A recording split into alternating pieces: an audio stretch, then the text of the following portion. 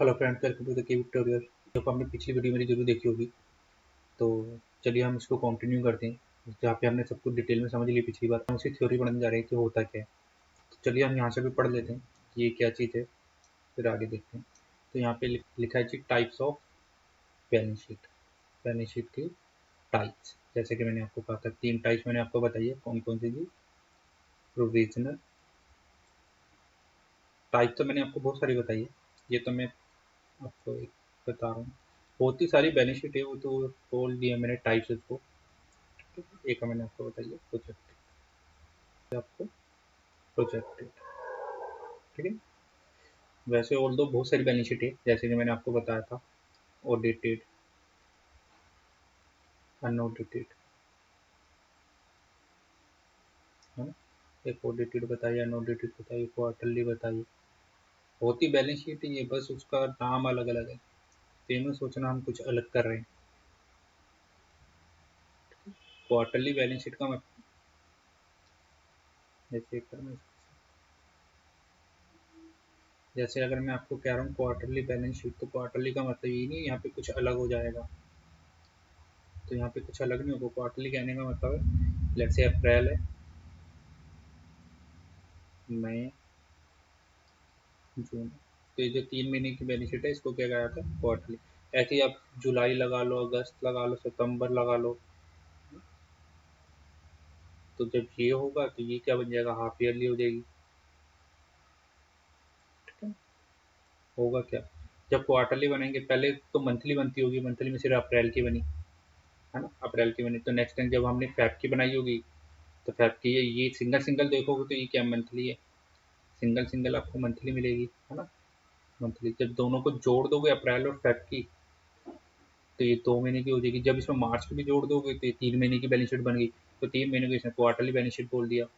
जब अप्रैल फैब मार्च जोड़ दोगे, अब फिर इसका मई भी, जून भी, जुलाई भी, अगस्त भी, सारी हर महीने बनेगी, हर महीने जुड़ती जाएंगी। तो इन सबको उसने क्या बोल दिया? हाफ ईयरली है। ये वही बैलेंस शीट, बस उसका नाम ये रखे हुए हैं, ठीक है जी। क्लियर है आपको? तो ये बैलेंस शीट है, तो याद रखना ये सारी बैलेंस शीट है, ठीक। लो जी, पहले है प्रोविजनल बैलेंस शीट, जो हमने देखा था। ये सब किसके बेसिस पे बनता है जी? पास्ट डाटा के बेसिस पे। और एक चीज याद रखना, जब हमने पास्ट डाटा लिया और मैं जब 15 अक्टूबर की बैलेंस शीट बना रहा हूँ, तो ये सारी की सारी विदाउट एनी एडजस्टमेंट है, इसमें कोई भी एडजस्टमेंट नहीं है। इसमें अभी अमाउंट एडजस्टेड होने हैं। इसको आप अनऑडिटेड बैलेंस शीट भी कह सकते हो। इसके ऑडिट, अनऑडिटेड क्या होता है? जिसका अभी ऑडिट नहीं हुआ, इसके सीए ने अभी कोई ऑडिट नहीं हुआ, ये तो सब अनऑडिटेड है। ऑडिट जब होगा तब देखेंगे, अभी ऑडिट हुआ क्या है। ये सब तो अनऑडिटेड है, जब ऑडिट होगा तब देखेंगे। और ऑडिट कब होगा? पहले 31 मार्च को हमारी बुक्स फाइनल होंगी। यहाँ पे बुक्स फाइनल होंगी, इसी के बाद ही तो ऑडिट शुरू होगा। ऑडिट तो इसके बाद स्टार्ट होगा ना।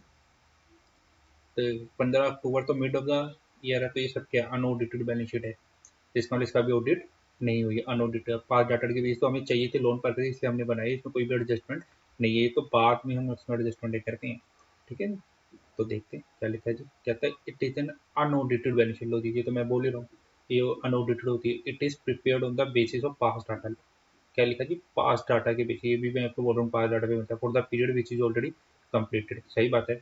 अब मई कंप्लीट, जून के इसी के बेसिस पे तो हम जुलाई अगस्त सितंबर के इसी के बेसिस पे तो हम अक्टूबर की बैलेंस शीट बना रहे थे, ठीक है। It is a balance sheet without any adjust. ये भी मैं आपको बता रहा हूँ कि इसमें कोई भी एडजस्टमेंट नहीं होती। नीचे लिखा है bank is asking for CC और ओडी लिमिट के लिए मोस्टली मांगता है, लोन के लिए ये ओसीडी इन्हीं पर्पज के लिए मांगा जाता है, ठीक है। ये तो हो गया हमारी फर्स्ट बैलेंस शीट। एक होगी एस्टिमेटेड, हालांकि दोनों सेम लगते हैं, यहाँ भी सेम, ये भी पास्ट डाटा के बेसिस पे सब ट्रेंड ही देखा जाएगा पास्ट का, उसके बेसिस पे क्या होता है, ठीक है। It is prepared for future data. सही बात है, फ्यूचर डाटा के लिए बनाई जाती है, फ्यूचर पर्पज के लिए बनाई जाती है। On the basis of projection related to, कोई प्रोजेक्शन लगाई जाती है। किसकी प्रोजेक्शन लगाओगे? एसेट्स के ऊपर लगाओगे, लाइबिलिटी पे, एक्सपेंसिस पे, इन्वेस्ट, किसके ऊपर लगाओगे? इन सबके ऊपर लगाओगे प्रोजेक्शन। प्रोजेक्शन का एस्टिमेशन ही लगाओगे, ठीक है। It is prepared for the period which is started but not yet completed, ठीक है। जैसे कि मैंने ईयर बताया था आपको कि अक्टूबर मंथ शुरू हो गया, बट जो फ्यूचर के लिए हमें बनानी थी मार्च 22 के लिए, और हम खड़े थे 21 में। तो ये जो बिटवीन के मंथ थे, अप्रैल मई, सॉरी अक्टूबर के बाद, नवंबर दिसंबर जनवरी, ये तो अभी शुरू ही नहीं हुए थे। ये मंथ स्टार्ट हो गया और ये वाले तो अभी आए ही नहीं है। या यूं समझ लो, ये ईयर 21 स्टार्ट तो हो गया था बट कंप्लीट नहीं होता। 21 2021 जो है स्टार्ट हो गया था, बट नोट येट कंप्लीट, या इसको यूँ कह लो 2022 ले लो, क्योंकि हम 2022 में खड़े हैं। 2022 ईयर है, 22 स्टार्ट हो जाएगा बट नोट येट कंप्लीट। 2023 अभी आया नहीं, हम 2022 का काम कर रहे हैं, तो 22 पे खड़े हैं, तो 23 तो भी आए नहीं, तो नोट येट कंप्लीट। तो इस तरीके की बैलेंस शीट को इसमें क्या था, एस्टिमेट। अगेन ये सेम लोन और सी के लिए मांगी जाती है। थर्ड, प्रोजेक्टेड बैलेंस शीट, जो कि फ्यूचर के लिए, अगेन ये भी फ्यूचर डाटा के लिए मांगी जाती है।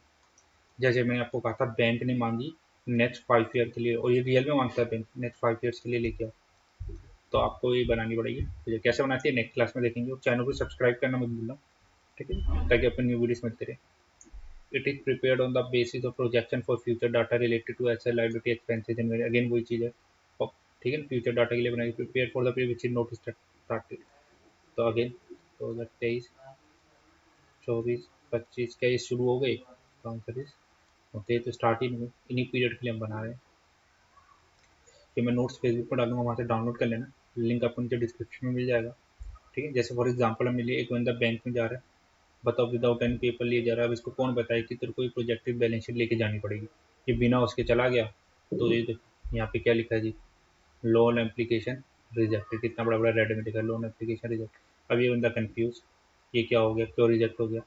फिर इसने इसको बताया, क्या बताया जी, कि तेरे को ये जो डॉक्यूमेंट लेके आने, देखो फॉलोइंग डॉक्यूमेंट जनरली आज bank for loan purpose, loan के लिए हमें ये चाहिए ही होते हैं, ठीक है ना। प्रोप्राइटरी ऑर्गेनाइजेशन का एग्जांपल लिया हमने कि हमें ये चाहिए होते हैं। मैं यहाँ पे मेन चीज़ तो ये देखो, ये लिखा जी बैलेंस शीट चाहिए, कब की बैलेंस शीट चाहिए जी, लास्ट 3 ईयर्स की। और देखो नीचे क्या लिखा है, प्रोजेक्टेड बैलेंस शीट चाहिए, और प्रॉफिट एंड लॉस अकाउंट चाहिए, कब के लिए, for a period 3 to 5 year. अब बताओ करंट ईयर का तो दे देंगे, 3 to 5 ईयर पिछला भी दे देंगे, लेकिन नेक्स्ट 5 ईयर कहाँ से लाएंगे, वो तो अभी आए नहीं। तो इसका मतलब फ्यूचर के लिए हमें चाहिए होती है, ठीक है। इसलिए हमने ये सारी चीज़ें सीखी है, इसलिए हमने ये सारी चीज़ें सीखी और मैंने आपको बताई है। तो अब आपको बनानी आ जाएगी, नेक्स्ट क्लास में हम देखेंगे कैसे बनती है। और वेरिएंस एनालिसिस भी बताऊंगा, ये एग्जांपल मैंने आपके साथ डिस्कस कर दिए। नेक्स्ट क्लास के अंदर हम वेरिएंसिस एनालिसिस सीखेंगे, वो कैसे करते हैं, और साथ में बैलेंस शीट बनाना भी सीखेंगे, ठीक है।